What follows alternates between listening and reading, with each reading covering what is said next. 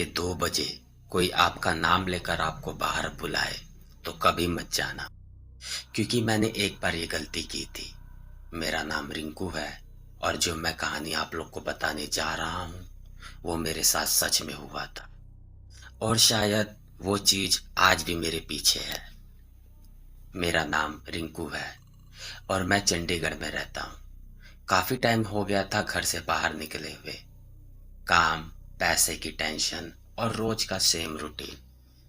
फिर एक दिन अचानक मेरे एक दोस्त का फोन आया। उसकी शादी थी और उसने मुझे भागलपुर बुलाया था। सच बोलूं तो पहले मैं राजी नहीं हुआ, पर पता नहीं क्यों अंदर से एक अजीब सी फीलिंग आई, जैसे मुझे जाना चाहिए। मैं रात की ट्रेन से निकला। सफर काफी लंबा था और जब ट्रेन भागलपुर पहुंची तब रात के करीब 3 या 4 बज रहे थे। स्टेशन ऑलमोस्ट खाली था। ना वो भीड़, ना वो आवाज, बस ठंडी हवा और हल्की सी लाइट जो प्लेटफार्म पर फैल रही थी। कुछ लोग दूर दूर बैठे हुए थे, अपने ही में खोए हुए।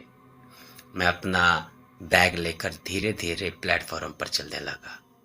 तभी पता नहीं क्यों मुझे लगा जैसे कोई मुझे देख रहा हो।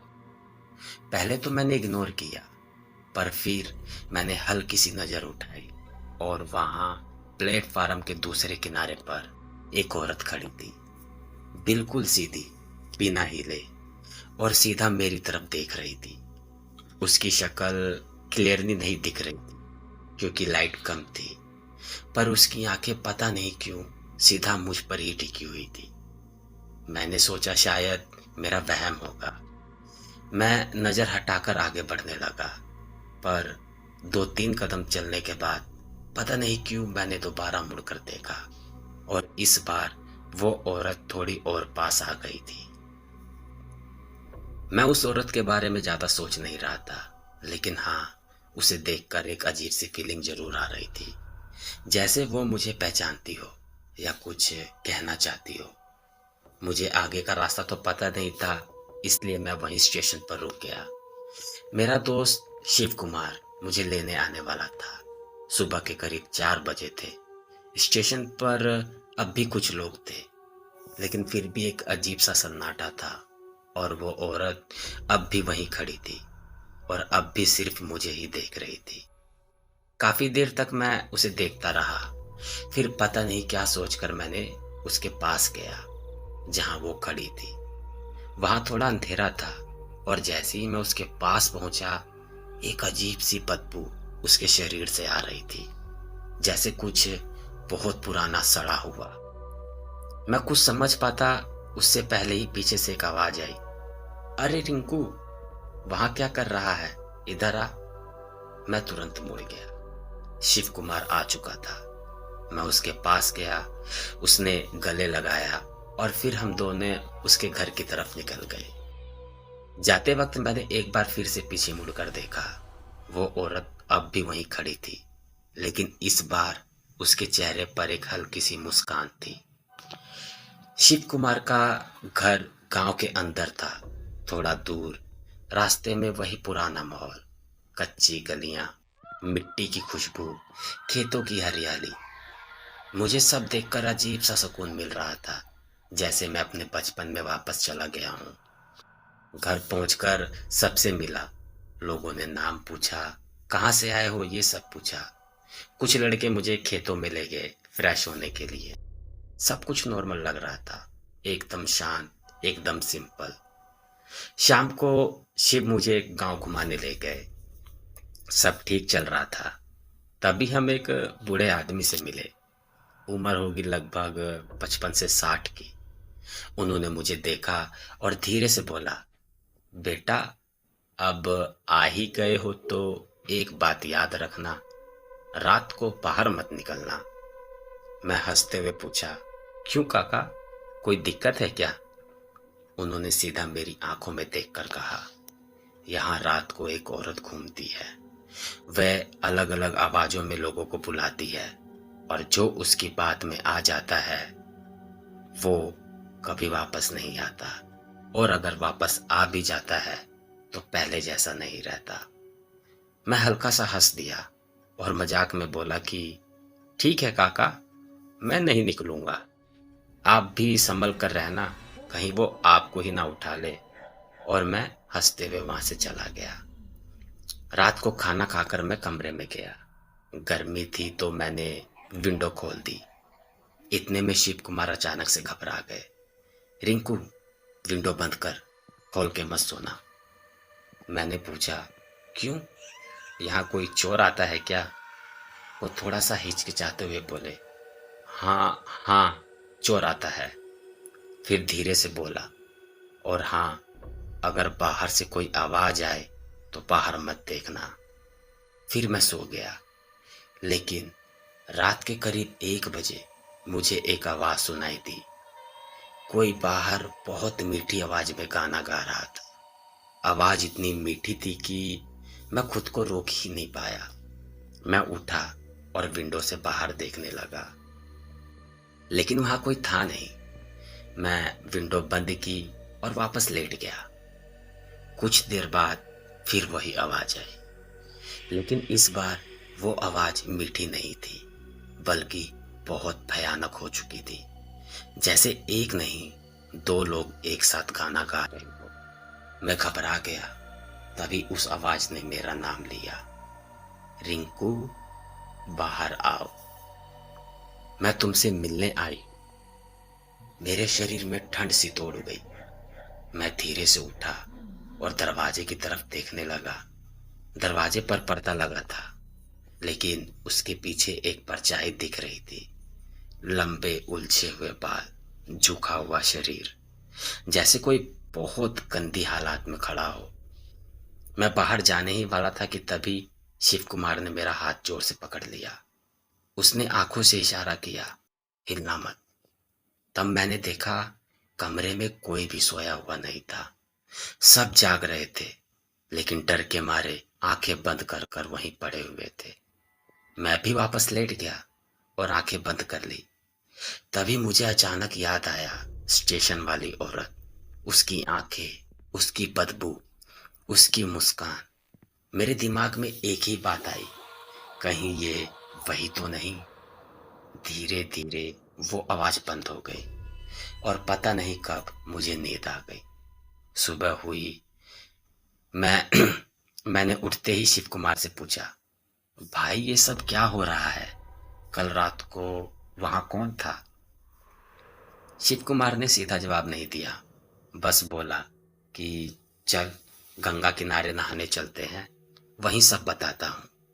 मैंने कहा ठीक है। हम दोनों निकल पड़े।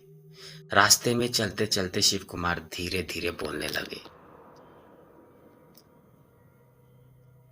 पता नहीं सच क्या है रिंकू, पर मैंने जो सुना है वो थोड़ा अजीब है। यहाँ पास में एक पुरानी जगह है, विक्रमशिला यूनिवर्सिटी, सब जानते हैं उसे। वहीं एक लड़की पढ़ती थी। उसकी आवाज थोड़ी धीमी हो गई। एक रात कुछ लड़कों ने उसके साथ बहुत गलत किया। मैं चुप हो गया। शिव ने आगे कहा कि वो 5 लोग थे और उस रात के बाद उस लड़की ने खुद को ही मार दिया। हवा थोड़ी हैवी होने लगी। तब से कहते हैं कि वो वापस आ गई। धीरे धीरे वो उन 5 लड़कों को ढूंढ रही है। 2 को तो वो मार चुकी है, बाकी के 3 शहर भाग गए हैं। पर वो उनका इंतजार करती है। रोज रात गांव के आसपास घूमती है।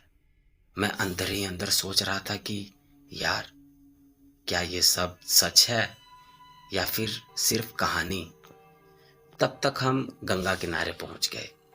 सुबह का टाइम, हल्की धूप, ठंडी हवा और बहते पानी की आवाज, सब कुछ इतना शांत था कि कल रात वाली बात झूठ लगने लगी। हम दोनों पानी में उतर गए। मैं मजे से नहा रहा था, डुबकी लगा रहा था, तैर रहा था। काफी टाइम बाद मुझे ऐसा सुकून मिला था। एक डुबकी लगाते वक्त मुझे पानी के अंदर कुछ दिखा, जैसे कोई हिल रहा हो। मैं तुरंत ऊपर आया, फिर दोबारा डुबकी लगाई। इस बार कुछ नहीं था। मैं थोड़ा कंफ्यूज हो गया। फिर अचानक मैंने देखा थोड़ी दूर कोई पानी में डूब रहा था। मैं बिना सोचे तुरंत उसकी तरफ आगे बढ़ा। अरे रुक, मैं आया। जैसे ही मैं पास पहुंचा, मेरा दिल एकदम के लिए रुक गया। वो एक औरत थी, और वो वही औरत थी जो मैंने स्टेशन पर देखी थी। मैं घबरा कर चिल्लाया, शिव, जल्दी आ, यहाँ कोई डूब रहा है। शिव तुरंत मेरे पास आया। उसने भी पानी में झांक कर देखा, लेकिन वहां कोई था नहीं। मैं शौक मैं उसकी तरफ देख रहा था कि भाई, यही थी, अभी यही थी।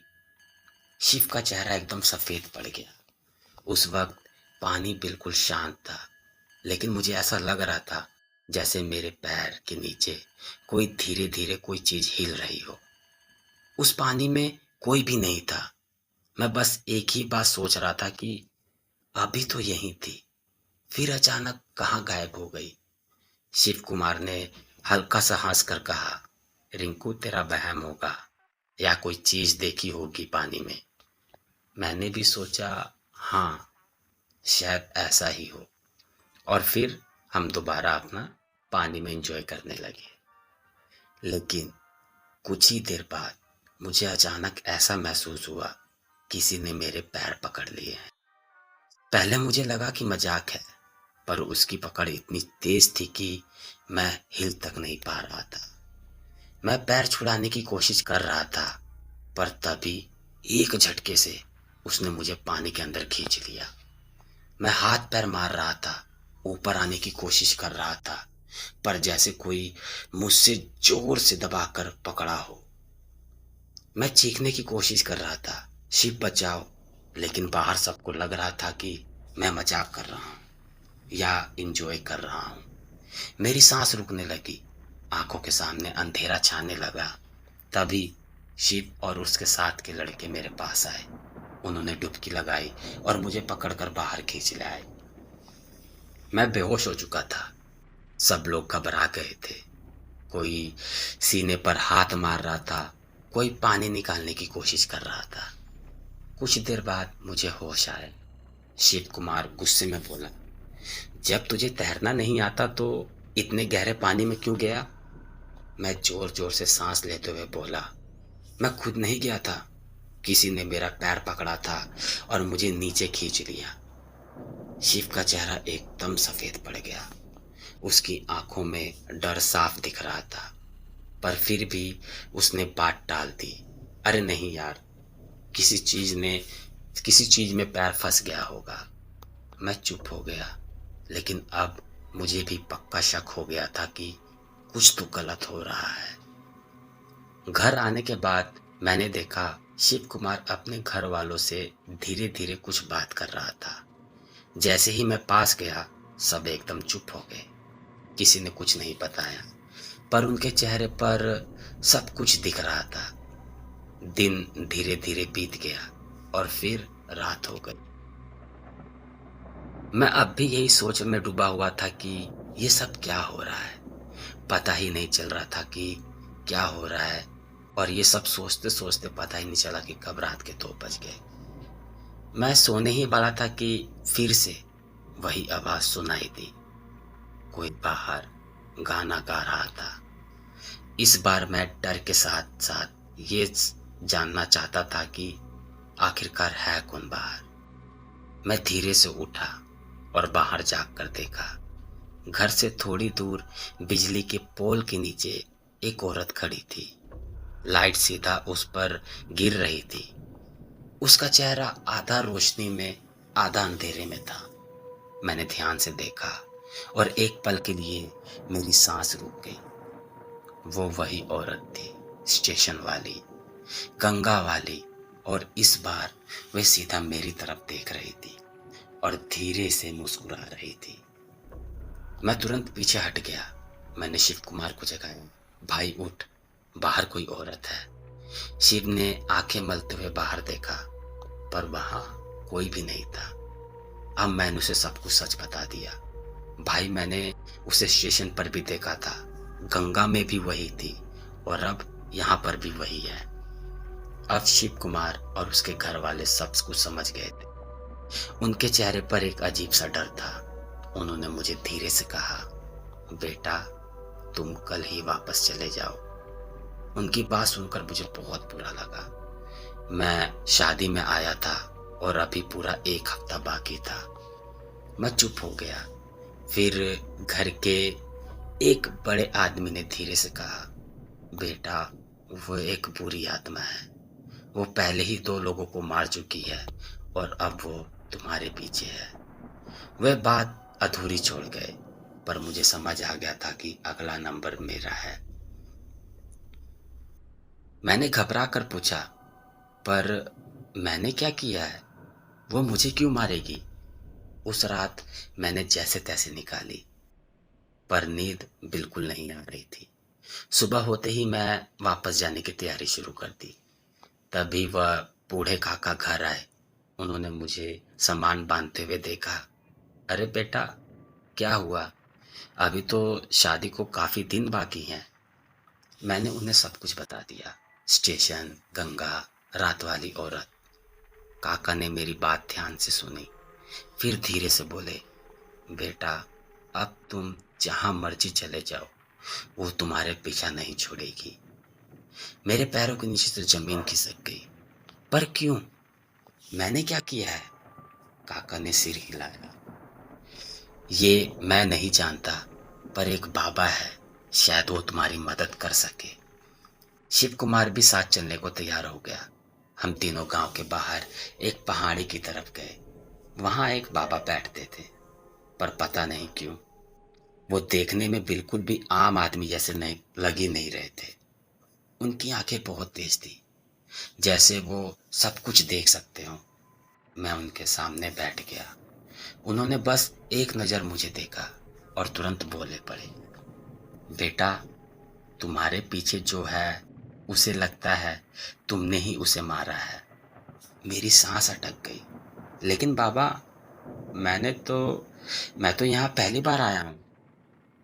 मैंने किसी को नहीं मारा। बाबा ने आंखें बंद की और धीरे से बोले, उसे लगता है तुम भी उन्हीं में से हो जो उसे मार कर शहर भाग गए थे। मेरा दिमाग घूम गया। पर मैं तो चंडीगढ़ से आया हूँ, मेरा उनसे कोई लेना देना नहीं है। बाबा ने आंखें खोली और सीधा मेरी तरफ देखते हुए बोले, उसे सच नहीं पता और अब वह सच जानना भी नहीं चाहती। अब वह तुम्हें मारेगी, तभी उसे सुकून मिलेगा। बाबा की बात सुनने के बाद मेरे पैरों के नीचे से जमीन खिसक गई। मैं घबरा कर पूछा, बाबा, कोई रास्ता है क्या बचने का? बाबा ने अपनी झोली से एक छोटा सा ताबीज निकाला और मेरे हाथ में देते हुए बोले कि इसे गले में पहन लेना और रात को चाहे कुछ भी हो जाए बाहर मत जाना। वो तुझे बुलाएगी, तुझे दिखाएगी, पर अगर तू बाहर आया तो मैं भी तुझे नहीं बचा पाऊंगा। मैं डर के साथ हाँ में सर हिलाया और वापस शिव कुमार के घर आ गया। रात हुई, सब लोग चुप थे, जैसे सबको पता हो आज क्या होने वाला है। मैं कमरे में अकेला बैठा था, ताबीज को कसकर पकड़े हुए। दिल जोर जोर से धड़क रहा था।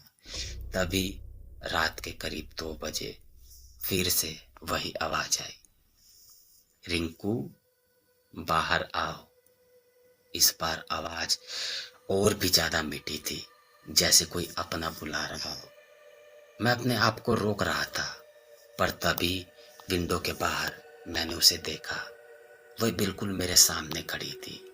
इस बार उसका चेहरा साफ दिख रहा था, आंखें पूरी काली, चेहरे पर अजीब सी मुस्कान और गले से निकलती हुई वही बदबू। वो धीरे से बोली, तुम मुझे पहचान गए हो ना? मेरे हाथ कांप रहे थे, पर मैं चुप रहा। फिर उसने अपना हाथ बढ़ाया और धीरे से बोला, बस एक बार बाहर आ जाओ, फिर मैं तुम्हें कुछ नहीं करूंगी। मुझे लगा जैसे मेरे पैर खुद चलने लगे। मैं धीरे धीरे दरवाजे की तरफ बढ़ने लगा। जैसे ही मैंने दरवाजे का पर्दा हटाया, ताबीज बहुत ज्यादा गर्म होने लगा और अचानक मेरे कान में बाबा की वो आवाज गूंजी, बाहर मत जाना।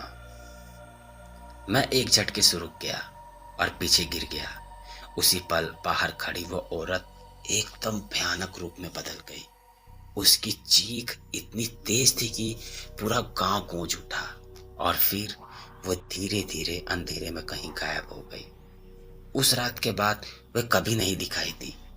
अगले दिन मैंने तुरंत वापस जाने का फैसला किया। मैं ट्रेन में बैठा और चंडीगढ़ के लिए निकल आया। सब कुछ नॉर्मल लग रहा था। मैं चैन की सांस ली। पर रात को जब मैं ट्रेन की विंडो के पास बैठा था, मैंने बाहर अंधेरे में देखा और मेरा खून जम गया। विंडो के बाहर ट्रेन के साथ साथ वह दौड़ रही थी। वही औरत, वही मुस्कान। और इस बार उसने सीधा मेरी आंखों में देखकर कहा, तुम बच गए, पर मैं नहीं गई। आज भी जब रात के 2 बजे कोई मीठी आवाज मुझे बुलाती है, मैं आंखें बंद कर लेता हूँ, क्योंकि मुझे पता है वो अब भी मेरे साथ है। तो दोस्तों, कहानी को यहीं ख़त्म करते हैं। वीडियो आप लोग को कैसी लगी प्लीज़ मुझे कमेंट कर बताना। वीडियो को पूरा देखने के लिए थैंक यू। अब मिलते हैं अगले वीडियो में।